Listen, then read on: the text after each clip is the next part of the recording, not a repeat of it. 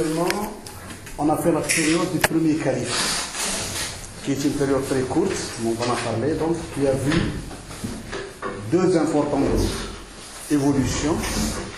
La première évolution, c'était les guerres contre les apostats. On a expliqué ça, comment ça s'est passé, cette guerre contre les apostats. Et la deuxième chose, c'est le début de l'offensive vers le nord. Et on a expliqué ça. Maintenant, on rentre carrément dans la deuxième époque, dans la deuxième étape de l'islam. C'est l'étape du 10e calife. Cette période est une période très importante de l'histoire de l'islam, vu qu'elle marque jusqu'à présent, elle a marqué l'islam. Elle a marqué dans deux sens. On peut dire la période de deuxième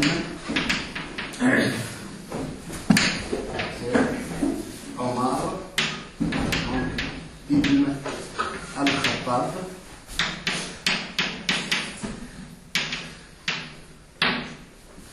C'est pour ça que j'ai dit cette période elle est très importante vu qu'elle a marqué l'histoire de l'islam. Et d'ailleurs, jusqu'à présent, je ne l'ai jamais vu chez les musulmans. Quelqu'un qui parle sans référer à cette période. Elle a donné ce qu'on appelle le modèle politique, financier, judiciaire et même religieux de l'islam. C'est pour ça que je place toujours honnêtement Omar Khattab comme étant l'homme de l'État dans l'islam. S'il y a eu dans l'islam un homme d'État qui a pu un peu mélanger ce sens d'être un religieux et en même temps d'être un homme d'État. Il y a eu deux facettes. Et on va le voir. D'ailleurs, en toute honnêteté, je me suis toujours demandé, les gens qui critiquent Omar Khattab, et bien qui le dénigrent, c'est un peu ce que j'appelle le grand chiite dans le monde musulman. Donc, si vous entendez un chiite, généralement, il mène une politique de dénigrement envers Omar Khattab. Et je n'ai pas trouvé, honnêtement, d'excuses, hormis que je l'ai dit, historiquement, que c'était un modèle. Et on n'arrive pas à édifier ce modèle. Donc, quand on n'arrive pas à édifier ce modèle, on le dénigre. On ne donne pas une alternative au modèle d'Omar Khattab. La première chose qu'on voit dans ce modèle, quelques points qui sont très intéressants et qui reviennent sur le débat actuel dans le monde musulman. Comme je vous ai expliqué, sur la succession de prophètes, et j'ai été clair, il n'y a pas de texte. Il n'y a pas eu de texte. Ça a été une réflexion entre les compagnons. Ça a commencé, comme je vous ai expliqué, par les tribus de Médine. Il y a eu la venue donc, des allochtones qui sont arrivés, les Muhajirines, il faut le dire, qui ont donné un autre point de vue, qui a débouché sur le choix d'Abu Bakr as-Siddiq. Maintenant, à la fin de Abu Bakr as-Siddiq, on trouve qu'il y a une nouvelle forme de succession. Ça n'a pas été la même. La succession d'Abu Bakr, c'était un peu un petit débat dans ce qu'on a appelé la Saqifa d'Ibn Saïda. Par contre, avec Omar Khattab, c'est une autre forme. Ce n'est plus la même forme. C'est une wasiya. Comment on dit wasiya en arabe? Un testament. Pendant la durée de la maladie d'Abu Bakr, qui a duré 15 jours, il a réfléchi à son successeur.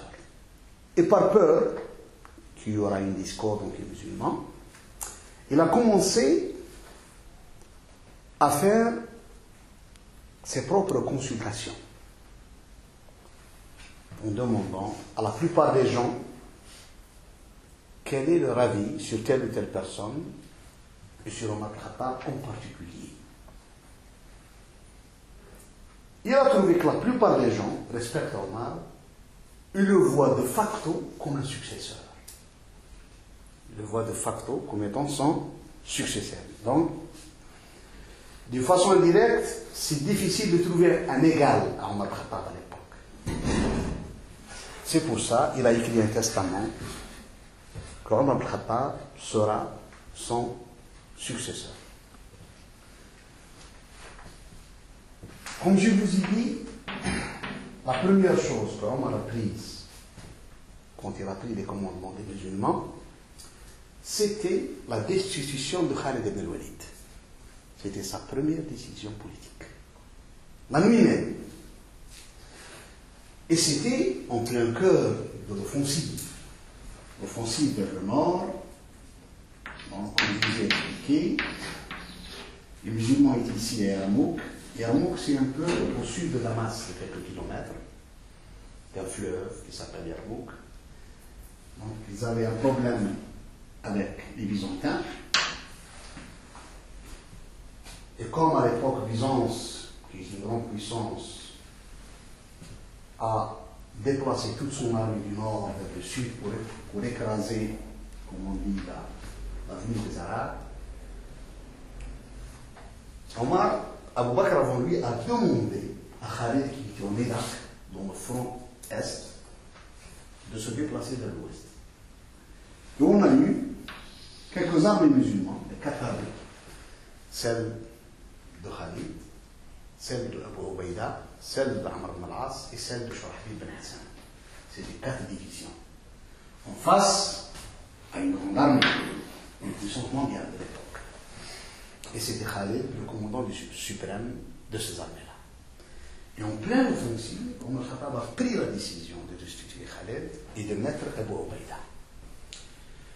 Vous trouvez beaucoup de gens qui vont spéculer sur ça. Omar était clair. Il a analysé Khalid ibn Walid. Je ne trompe pas. Son erreur, comme je vous ai expliqué, face à une tribu arabe près de la Mecque qui s'appelle Bani Judaïma, au temps du prophète sallam, et c'est le prophète lui-même qui a réglé cette,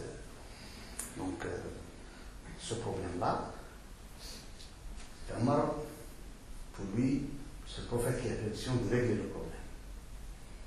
La deuxième, c'était au temps d'Abu Bakr as-Siddiq, où il a tué une personne qui n'était pas vraiment claire dans son apostasie. C'était Malik ibn Nuwayra. Malik ibn Nuwayra, le chef des Bani Tamim, n'a pas pris la décision de rassembler sa tribu contre les musulmans. En plus, il a ramassé tous les sadaqas, donc tous les besoins religieux, la zakat. On veut la ramener à Médine. Dans ce contexte-là, il y a eu un problème avec Khalid. Et Khalid a eu l'épée facile. Il a eu l'épée facile. Et c'est l'idée de Omar Khattab. Il a dit à Abu Bakr, destitue Khalid, il a l'épée facile. Comme ça. اعزل خالدا فإن في سيف خالد لرعقة. Il était clair, il a dit, l'épée de Khalid bouge trop et facilement. Et la troisième erreur aussi, qui était très grave et impardonnable, c'était la ville de Hira, comme je vous ai expliqué. C'est une capitale d'une petite monarchie arabe qui a existé avant l'islam. C'est la monarchie des Al-Mundir, des Al-Manadira. Donc c'était avant l'islam. Le dernier roi de cette monarchie, comme je vous ai expliqué, c'était Nu'man ibn Mundir, qui est mort, tué par les Perses à l'époque. C'était dans l'année 2, donc après la bataille de Badr. Donc c'était dans cette période-là. C'est le dernier roi. Donc la ville de Hira a demandé aux musulmans de venir. Khalid aussi, en venant, il a commis un peu des exactions envers la population locale. Et Omar a vu que si cette politique de Khalid, cette épée facile, il va donner une mauvaise impression sur l'islam. Donc il a dit non. Pas de question que Khalid sera à la tête. Il a été déçu. Ce sont les 3 points. Et la raison est le côté de Omar. Quoi qu'on puisse dire sur Khalid, c'était un valeureux combattant, grande personnalité de l'islam, mais la décision d'Omar Khattab était logique et juste. Donc surtout envers ces populations-là, qui commencent à peine à voir l'islam. Donc si on commet envers eux des exactions, ça veut dire qu'ils n'ont pas changé de colonialisme. Donc seulement c'est quelque chose que rien n'a changé avec l'islam. C'était la première décision. Maintenant, ce qu'on peut voir dans les décisions de l'Omar, c'est 4 points. La politique de l'Omar, c'est le volet politique. Quelle a été sa politique envers les musulmans? Basée sur quoi? Quelles sont les bases de la politique d'Omar Khattab? Deuxième point, qu'on peut aussi développer, c'est la politique financière d'Omar. Financière. Le troisième point, c'est l'approche de Omar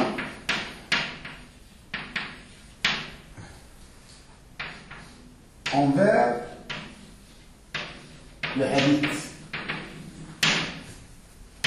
et le Coran. Quelle a été l'approche de Omar? En arabe, on dit كيف تعامل عمر مع نصوص الحديث. Quelle a été son approche? Et d'ailleurs, c'est le débat jusqu'à présent qui existe dans le monde musulman. C'est ce qu'on appelle les juristes, tous les gens, tous les écoles juridiques. Donc, essayent de voir cette approche. Quelle a été l'approche d'Omar Khattab. Puis, un degré moins, la politique sociale, donc, d'Omar. Donc, c'était un peu ces 4 points qui étaient très importants pendant cette période qui a duré 10 ans. 10 ans, la période d'Omar Khattab a duré dans le monde musulman. Les 10 ans. Dans le domaine politique, la première décision qu'il a prise Omar, après celle de Khaled, c'était envers les apostates, les tribus qui ont fait l'apostasie. Comme je vous ai expliqué, l'apostasie, c'était dans 3 fiefs, exactement au sud du Yémen, dans le fief de Najd, à Yamama, et dans le fief de Tamim, un peu au nord, presque dans la frontière irako-saoudienne actuellement, dans cette région. C'était les 3 fiefs de l'apostasie. Et un autre petit fief ici à l'est de Médine, c'est le Ben Assad, mais qui n'a pas duré longtemps. Donc, il y a ces fiefs-là. La position envers ces tribus, dans la période d'Abu Bakr après la défaite, ce que certains chefs ont été mis en résidence surveillée, donc à Médine. Et même, on a fait un peu bloquer leurs avoirs, donc il y a eu un peu une politique de rétorsion envers eux. Omar a pris la décision, il a trouvé que la situation s'est calmée, de leur redonner leurs droits dans tous les domaines. Donc leurs droits politiques, leurs droits religieux, c'est fini, il n'y a plus d'apostasie.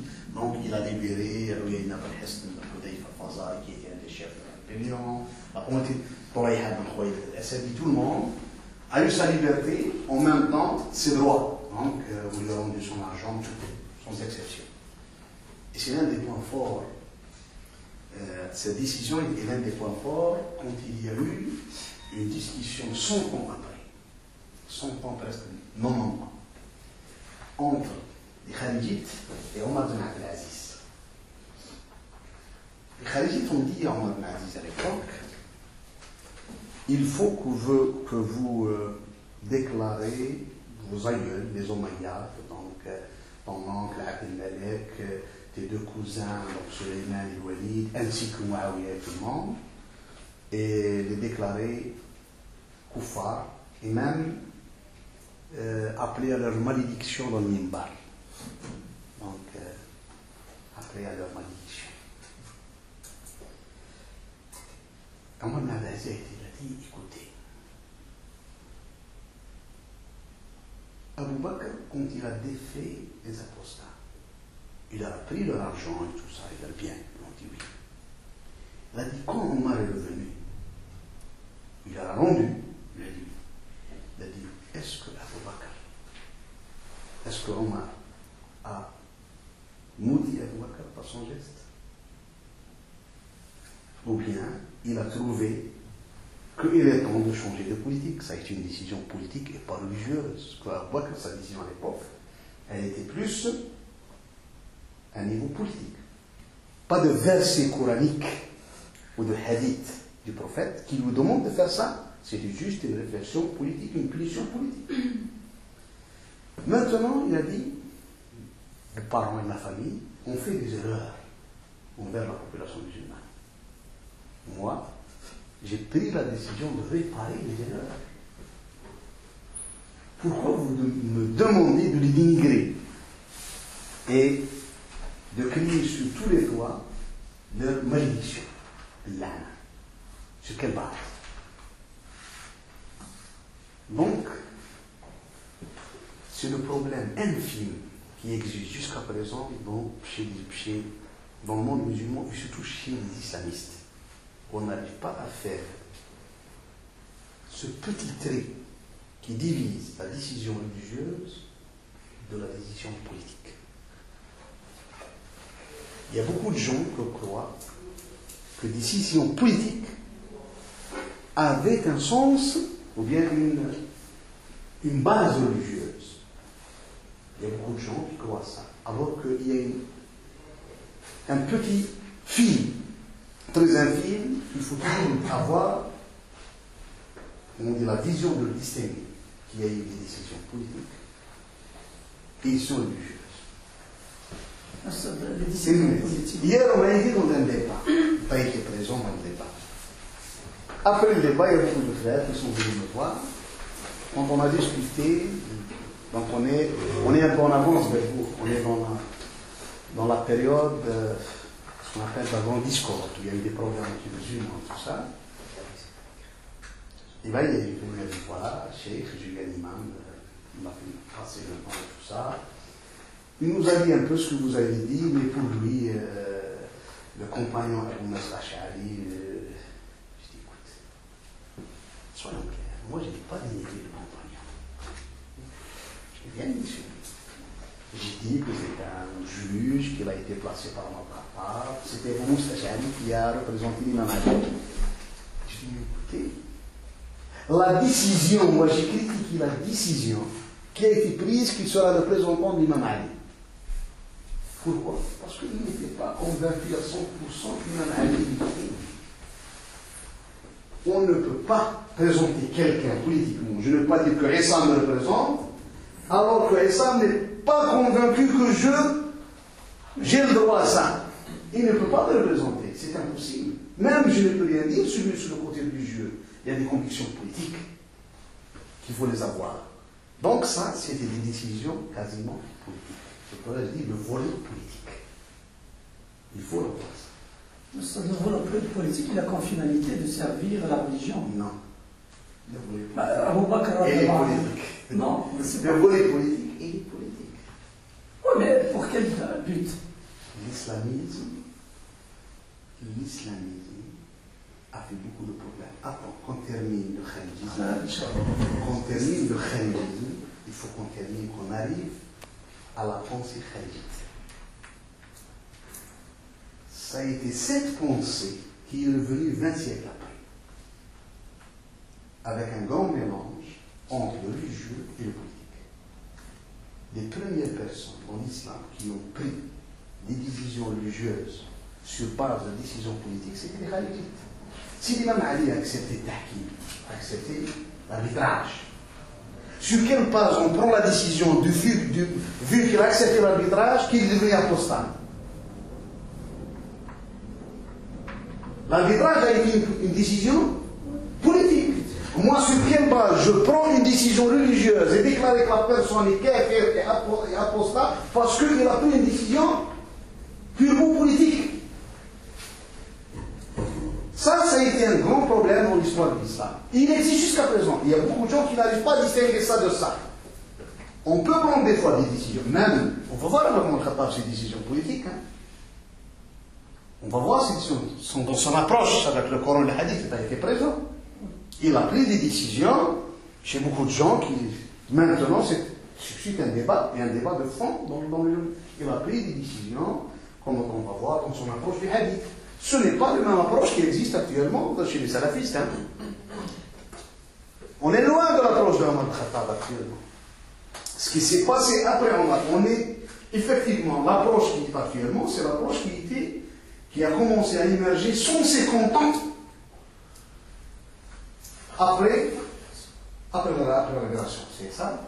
Ce n'est pas la même approche qui a été autant, il faut dire, quelle a été la place du hadith autant des grands compagnons du prophète. Comment ils se sont comportés envers le hadith. Le jour où on saura eux comment ils se sont comportés envers le hadith, pour qu'on saura après, les gens se sont comportés avec le hadith. C'est chez eux qu'ils sont plus proches de la révélation, plus proches de la période prophétique, plus proches. Et ça, je te dis, écoute, si tu prends l'imam Malik 120 ans après le prophète, avec tout ce qu'il y a eu à Médine, il n'a pas quitté Médine, la plupart des compagnons vivaient à Médine, il a eu 600 hadiths. Je n'arrive pas à comprendre comment 600 se sont multipliés à en avoir 600 000. 20 ans, 30 ans après. Donc ça veut dire qu'il y a eu quelque chose anormal qui s'est passé. Et c'est cette chose anormale qu'il faut la débusquer. Donc je reviens toujours aux décisions. Oui. Il faut tamiser les choses. Ah, merci. Il faut le faire. Il faut avoir ce courage-là de dire écouter. Donc je reviens aux décisions politiques. J'ai dit la première décision politique, c'était la deuxième, c'était envers sur le droit de citoyenneté. D'ailleurs, il y avait quelqu'un qui a participé à la bataille de Yamama. La bataille de Yamama, c'était la grande bataille où 800 compagnons sont morts pendant les apostats. C'était contre Moussaïlima, le monteur. La personne qui a participé de côté de Moussaïlima contre les compagnons s'appelle Abu Shajarata Izzat al-Sujari. C'est le fils de Khamsa, la grande poétesse qui disait des vers et tout ça, Khamsa. Khamsa, on avait 4 enfants. Et le 5e, celui-là. Les gens n'ont pas que les 4 qui sont morts donc, dans la bataille de Qadisiyah et qui sont des martyrs. Parce que, par contre, celui-là, c'était le plus grand. Il a été un grand mouchrik, il a été toujours. Il n'est rentré dans l'islam qu'après les guerres d'apostasie. Dans cette bataille, il a tué beaucoup de musulmans et il s'est vanté par un beit cher, par un vers, où il a dit رويت سيفي من كتيبة خالد وإني لأرجو بعدها أن أعمر. Qu'est-ce que ça veut dire? رويت سيفي. Mon épée, c'est, on dit rawait comme quelqu'un qui boit de l'eau. Puis... C'est un brevet. Oui? C'est un brevet. Oui, c'est un brevet. رويت سيفي من كتيبة خالد. Les hommes de Khalid, j'en ai eu beaucoup. Et je crois que je vais vivre longtemps du moment que je n'ai pas été tué dans cette bataille. وإني لأرجو بعدها أن أعمر. Tamir en arabe, ça veut dire quelqu'un, Mu'ammar, qui vit, qui a vu longtemps, donc 100 ans. Et bien, quand Omar il est venu demander la sadaqa, parce qu'il est devenu musulman, il dit sadaqa, sa part de sadaqa. Omar ne le connaît pas. Omar était présent quand on donne la sadaqa, lui, et les Arabes, il y a des gens qui l'ont connu. Ils disent voilà, tu connais celui avec le Mouminin? Et je suis voilà, Abu Shajar al-Sujari. C'est toi qui as dit ça? Il a dit oui. Omar l'a bien vu, il a dit depuis que j'ai entendu ce verre-là, je ne t'aime plus. Je ne veux plus te voir. J'ai fait beaucoup de mal aux musulmans.